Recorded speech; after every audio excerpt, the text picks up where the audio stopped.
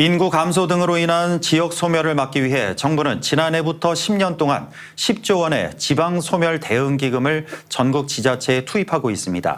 그런데 기금 집행률이 한 자릿수가 되지 않거나 심지어 한 푼도 쓰지 않은 지자체도 있습니다. 중앙과 지방 정부의 준비 부족, 노력 부족이 빚어낸 결과라는 지적입니다. 한태영 기자입니다. 경북 고령군은 2022년 지방소멸 대응 기금으로 정부로부터 60억 원을 받았습니다. 대가야 읍사무소 청사 이전과 연계한 생활 SOC 복합화 사업을 비롯해 스마트팜 조성 사업, 농산물 가공 지원센터와 문화예술 창작소 건립에 투입한다는 계획입니다. 그런데 1년이 넘은 지금까지 집행률은 1.9%, 1억 1,600여만 원만 집행됐습니다. 사업을 계획해서 바로 시행하기가 조금 어려운 상황이었습니다. 여러 가지 행정 절차라든지 저희도 구상하고 계획하고 하는 단계에서 바로 착공한다는 건 조금 어렵지 않나요? 경북 영천의 지방소멸 대응기금 집행률은 1.2%에 불과합니다. 대구에서는 남구가 지방소멸 대응기금을 받았는데 집행률이 0.93%로 1%도 되지 않습니다. 최근 국회가 발표한 보고서에 따르면 2022년 말 기준 전국 112개 인구 소멸 위기 지역의 전체 기금 집행률은 26.1%입니다. 기초자치단체만 보면 집행률은 5.7%로 더욱 낮았습니다.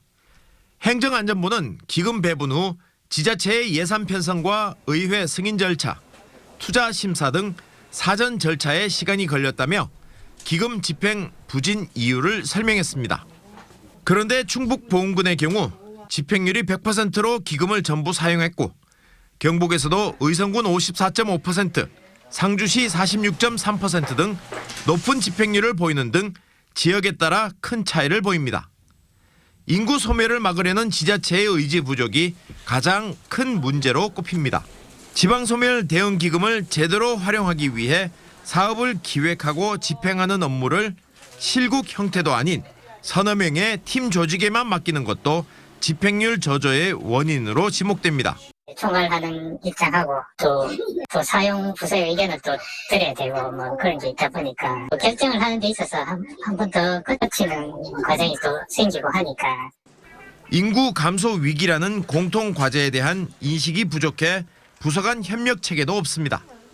시장 군수 지자체장 직속이거나 적어도 부지자체장 산하의 총괄 역할을 할 수 있는 부서여야 되고 모든 관련되는 주거, 생활여건, 경제 일자리, 교육 문제까지 다양한 관련되는 부서들이 모두 참여하는 행정협의체가 실질적으로 작동을 해야 집행률을 높일 수 있다고 저는 생각하고 있습니다.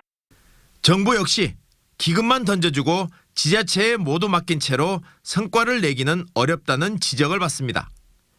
지역 소멸이라는 돌이킬 수 없는 위기 상황에서 정부와 지자체의 안일한 대응으로 주어진 자금마저 썩히며 마지막 기회를 잃어가고 있습니다.